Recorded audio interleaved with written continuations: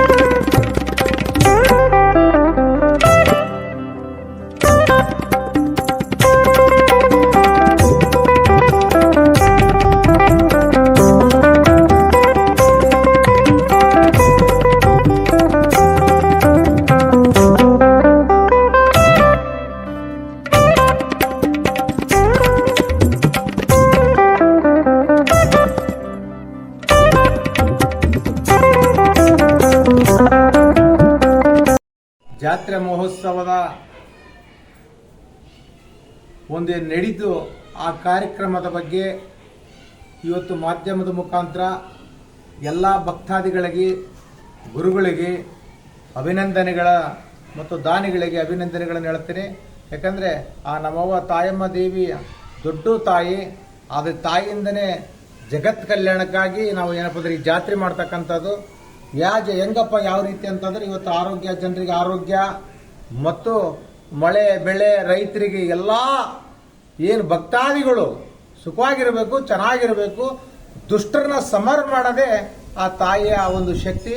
ಆ ಕಾರಣಕ್ಕಾಗಿ ಆ ಪೂಜೆ ನೆರವೇರಿದ್ದು ಜಗತ್ ಕಲ್ಯಾಣಕ್ಕಾಗಿ. ಈ ಒಂದು ಪೂಜೆಯ ಕಾರ್ಯಕ್ರಮಕ್ಕೆ 24ನೇ ತಾರೀಕಿಗೆ ಆನೆಗೊಂದಿ ದುರ್ಗಾ ಪರಮೇಶ್ವರಿಯ ಬ್ರಹ್ಮಾನಂದ ಸ್ವಾಮಿಗಳು ಬಂದು ಅವರು ಹೋಮ ಯಜ್ಞಗಳನ್ನು ಮಾಡಿ ತಾಯಿ ಪೂಜೆ ಮಾಡಿ ಎಲ್ಲಾ ರೀತಿಯಿಂದ ಅಭಿಷೇಕಗಳು, ಗಣೇಶ ಹೋಮ, ಚಂಡಿ ಹೋಮ ಮತ್ತು ರುದ್ರಾಭಿಷೇಕ ಎಲ್ಲ ಮಾಡಿ ಭಕ್ತಾದಿಗಳಿಗೆ ಆಶೀರ್ವಾದ ಮಾಡಿ ಅವ್ರೇನಪ್ಪ ಅಂದ್ರೆ ತೆರಳಿದ್ರು. ಅದೇ ರೀತಿಯಾಗಿ 25ನೇ ತಾರೀಕಿಗೆ ತಾಯಮ್ಮ ದೇವಿ ಜಾತ್ರೆಗೆ ಅಂಕಲಿ ಮಠದ ಬ್ರಹ್ಮಾನಂದ ಸ್ವಾಮಿಗಳು ಬಂದು ಅದರ ಜೊತೆ ಮತ್ತೆ ಎಲ್ಲಾ ಮಠಾಧಿಪತಿಗಳ ಜೊತೆಗೆ ಕರ್ಕೊಂಡ್ಬಂದು ಭಕ್ತಾದಿಗಳಿಗೆ ತಾಯಿಯ ಒಂದು ಪೂಜೆ ಸಲ್ಲಿಸಿ ಎಲ್ಲಾ ಭಕ್ತಾದಿಗಳಿಗೆ ಕಲ್ಯಾಣ ಆಗಲಿ, ಒಳ್ಳೇದಾಗಲಿ ಅಂತಂದು ಆ ಗುರುಗಳು ಆಶೀರ್ವಾದ ಮಾಡಿದ್ರು.